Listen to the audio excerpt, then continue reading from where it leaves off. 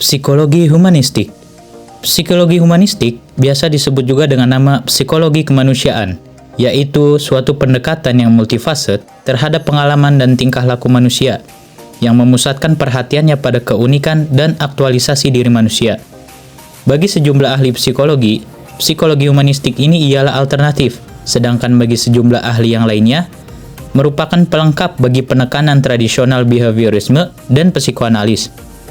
Psikologi humanistik juga memberikan sumbangannya bagi pendidikan alternatif yang dikenal dengan sebutan pendidikan humanistik atau dengan disebut humanistic education. Pendidikan humanistik berusaha mengembangkan individu secara keseluruhan melalui pembelajaran nyata, pengembangan aspek emosional, sosial, mental, dan keterampilan dalam berkarir menjadi fokus dalam model pendidikan humanistik. Aliran psikologi humanistik selalu mendorong peningkatan kualitas diri manusia melalui penghargaannya terhadap potensi-potensi yang positif yang ada pada setiap insan. Seiring dengan perubahan dan tuntutan zaman, proses pendidikan pun senantiasa berubah. Aliran humanistik muncul pada tahun 1940-an sebagai reaksi ketidakpuasan terhadap pendekatan psikoanalisa dan behavioristik. Sebagai sebuah aliran dalam psikologi, aliran ini boleh dikatakan relatif masih muda, bahkan beberapa ahlinya masih hidup dan terus-menerus mengeluarkan konsep yang relevan dengan bidang pengkajian psikologi, yang sangat menekankan pentingnya kesadaran, aktualisasi diri, dan hal-hal yang bersifat positif tentang manusia. Berikut akan kita paparkan mengenai tokoh-tokoh aliran psikologi humanistik dan pengaplikasiannya terhadap dunia pendidikan maupun proses pembelajaran. Abraham Maslow, atau biasa disebut Maslow, ialah tokoh yang menonjol dalam psikologi humanistik. Karyanya di bidang pemenuhan kebutuhan berpengaruh sekali terhadap upaya memahami motivasi manusia. Sebagian dari teorinya yang penting didasarkan atas asumsi bahwa dalam diri manusia terdapat dorongan positif untuk tumbuh dan kekuatan-kekuatan yang melawan atau menghalangi pertumbuhan. Maslow berpendapat bahwa manusia memiliki hierarki kebutuhan yang dimulai dari kebutuhan jasmaniah yang paling asasi sampai dengan kebutuhan tertinggi, yakni kebutuhan estetis. Kebutuhan jasmaniah seperti makan, minum, tidur, dan seks menuntut sekali untuk dipuaskan. Apabila kebutuhan ini terpuaskan, maka muncullah kebutuhan keamanan seperti kebutuhan kesehatan dan kebutuhan terhindar dari bahaya serta bencana. Berikutnya ialah kebutuhan untuk memiliki dan cinta kasih, seperti dorongan untuk memiliki kawan, berkeluarga, kebutuhan untuk menjadi anggota kelompok, dan lain sebagainya. Ketidakmampuan memenuhi kebutuhan ini dapat mendorong seseorang berbuat lain untuk memperoleh pengakuan dan perhatian, misalnya dia menggunakan prestasi sebagai pengganti cinta dan kasih. Berikutnya ialah kebutuhan harga diri, yaitu kebutuhan untuk dihargai, dihormati, dan dipercaya oleh orang lain. Maslow juga membedakan antara 4 kebutuhan yang pertama dengan 3 yang lainnya. Yang pertama disebutnya sebagai deficiency need, atau kebutuhan yang timbul karena kekurangan, dan pemenuhan kebutuhan ini pada umumnya bergantung pada orang lain. Sedangkan ketiga yang lainnya dinamakan grow need, yaitu kebutuhan untuk tumbuh, dan pemenuhannya lebih bergantung pada manusia itu sendiri. Lanjut ke tokoh selanjutnya. Carl Rogers adalah seorang ahli psikolog humanistik yang gagasan-gagasannya berpengaruh terhadap pikiran dan praktek-praktek psikolog di semua bidang, baik klinis, pendidikan, dan lain-lain. Rogers mengutarakan pendapat tentang prinsip-prinsip belajar yang humanistik yang meliputi hasrat untuk belajar. Belajar yang berarti belajar tanpa ancaman, belajar atas inisiatif sendiri, dan belajar untuk perubahan 1993. A. Hasrat untuk belajar. Menurut Rogers, manusia mempunyai hasrat alami untuk belajar. Hal ini terbukti dengan tingginya rasa ingin tahu anak apabila diberi kesempatan untuk mengeksplorasi lingkungan. Dorongan ingin tahu untuk belajar ini merupakan asumsi dasar pendidikan humanistik. B. Belajar yang berarti belajar akan mempunyai arti atau makna apabila apa yang dipelajari relevan dengan kebutuhan dan maksud anak. Artinya, anak akan belajar dengan cepat apabila yang dipelajari mempunyai arti baginya. C. Belajar tanpa ancaman.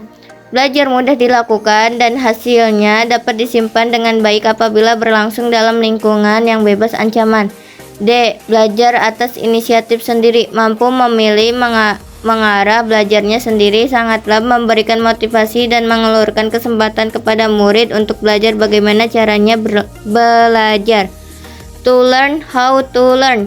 Tidaklah perlu diragukan bahwa menguasai bahan pelajaran itu penting, akan tetapi tidak lebih penting daripada memperoleh kecakapan untuk mencari sumber, merumuskan masalah, menguji hipotesis atau asumsi, dan menilai hasil. Para ahli humanistik percaya bahwa belajar dengan tipe ini akan menghasilkan perasaan memiliki feeling of belonging pada diri murid. Belajar dan perubahan. Prinsip terakhir yang dikemukakan oleh Rogers ialah bahwa belajar yang paling bermanfaat ialah belajar tentang proses based statis. Menurut Rogers, di waktu-waktu yang lampau, murid lebih mengenai fakta-fakta dan gagasan-gagasan yang statis. Ilmu pengetahuan dan teknologi selalu maju dan melaju. Apa yang dipelajari di masa lalu tidak dapat membekali orang untuk hidup dan berfungsi baik di masa kini dan masa yang akan datang. Yang dibutuhkan saat ini adalah orang yang mampu belajar di lingkungan yang sedang berubah dan akan terus berubah. Arthur Combs. Menurut Combs, perilaku yang keliru atau tidak baik terjadi karena tidak adanya kesediaan seseorang melakukan apa yang seharusnya dilakukan sebagai akibat dari adanya sesuatu yang lain yang lebih menarik atau memuaskan. Para ahli psikolog humanistik melihat dua bagian belajar, yaitu diperolehnya informasi baru dan personalisasi informasi baru tersebut adalah keliru jika guru berpendapat bahwa murid akan mudah belajar kalau bahan pelajaran disusun dengan rapi dan disampaikan dengan baik, sebab arti dan maknanya tidak melekat pada bahan pelajaran itu. Murid sendirilah yang mencerna dan menyerap arti dan makna bahan pelajaran tersebut ke dalam dirinya. Aldous Huxley. Robert 1975 menekankan adanya pendidikan nonverbal yang juga harus diajarkan kepada siswa. Pendidikan nonverbal bukan berwujud pelajaran senam, sepak bola, bernyanyi, ataupun menari, melainkan hal-hal yang bersifat di luar materi pembelajaran, dengan tujuan menumbuhkan kesadaran seseorang. Proses pendidikan nonverbal seyogianya dimulai sejak usia dini sampai tingkat tinggi. Agar seseorang bisa mengetahui makna hidup dalam kehidupan yang nyata, mereka harus membekali dirinya dengan suatu kebijakan hidup, kreativitas, dan mewujudkannya dengan langkah-langkah yang bijaksana. Dengan cara ini, seseorang akan mendapatkan kehidupan yang nikmat dan penuh arti. Berbekal pendidikan nonverbal, seseorang akan memiliki banyak strategi untuk lebih tenang dalam menapaki hidup karena memiliki kemampuan untuk menghargai setiap pengalaman hidupnya dengan lebih menarik. Akhirnya, apabila setiap manusia memiliki kemampuan ini, akan menjadi sumbangan yang berarti bagi kebudayaan dan moral kemanusiaan. David Mills dan Stan Lasser memaparkan tujuan pendidikan terpadu ini secara detail sebagai berikut. A. Membantu murid untuk mengalami proses ilmu pengetahuan termasuk penemuan ide-ide baru, baik proses intelektual maupun afektif. B. Membantu murid dalam mencapai kemampuan untuk menggali dan mengerti diri mereka sendiri dan lingkungan sekitarnya dengan cara yang ilmiah. Pendekatan terpadu atau confluence approach merupakan sintesa dari psikologi humanistik, khususnya terapi gestalt dan pendidikan, yang melibatkan integrasi elemen-elemen afektif dan kognitif dalam proses belajar. Elemen kognitif menunjukkan pada berpikir, kemampuan verbal, logika, analisa, rasio, dan cara-cara intelektual. Sedangkan elemen afektif menunjukkan pada perasaan, cara-cara memahami yang melibatkan gambaran visual, spesial, fantasi, persepsi, keseluruhan, metafor, intuisi, dan lain-lain. Aplikasi aliran humanistik dalam pendidikan. Humanisme dalam Islam sebenarnya sudah diterumuskan dalam konsep khalifatullah, yaitu ada pada surat Al-Baqarah ayat 30-32, yang substansinya ada 3 hal, yaitu yang pertama, manusia adalah pilihan Tuhan, dan yang kedua, keberadaan manusia dengan segala kelebihannya dimaksud sebagai wakil Tuhan di atas bumi atau khalifah fil ardh. Yang ketiga, manusia adalah pribadi yang bebas menanggung segala resiko atas perbuatannya. Terkait konsep di atas, sistem pengajaran di lembaga pendidikan kita, termasuk lembaga pendidikan Islam yang bermasalah, ada beberapa unsur. yaitu yang pertama, pengajaran materi. Pengajaran materi di kita itu belum mampu melahirkan kreativitas. Nah, kenapa? Karena akar masalahnya itu terletak pada bahan pengajaran di kurikulum kita terlalu overload, sehingga peserta didik itu bisa stres atau apalah gitu. Yang kedua, moralitas atau akhlak.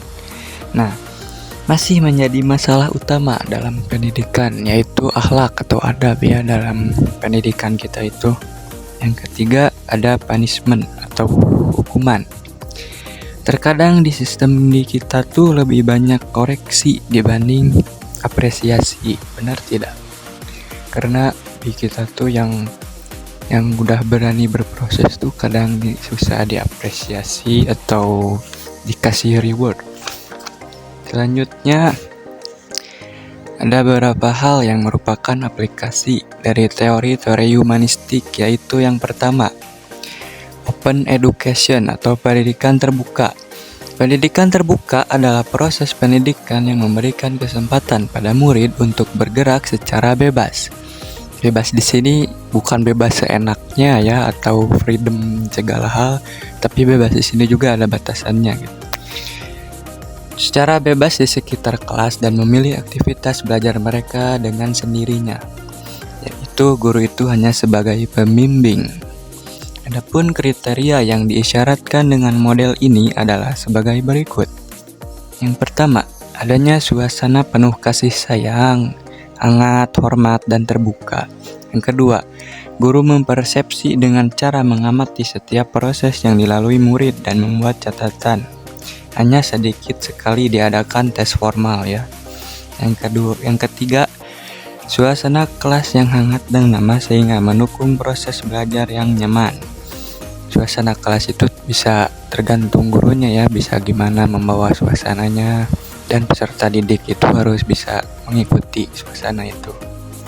Yang kedua, cooperative learning atau belajar kooperatif.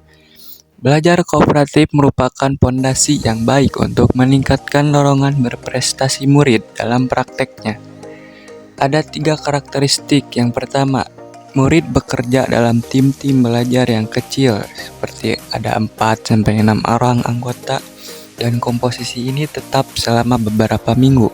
Seperti kita sekarang ya, mengerjakan submateri ini dengan per kelompok gitu, sampai beberapa minggu atau beberapa semester ini.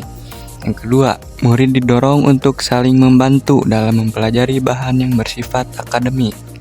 Dan yang ketiga, murid diberi imbalan atau hadiah atas dasar prestasi kelompok.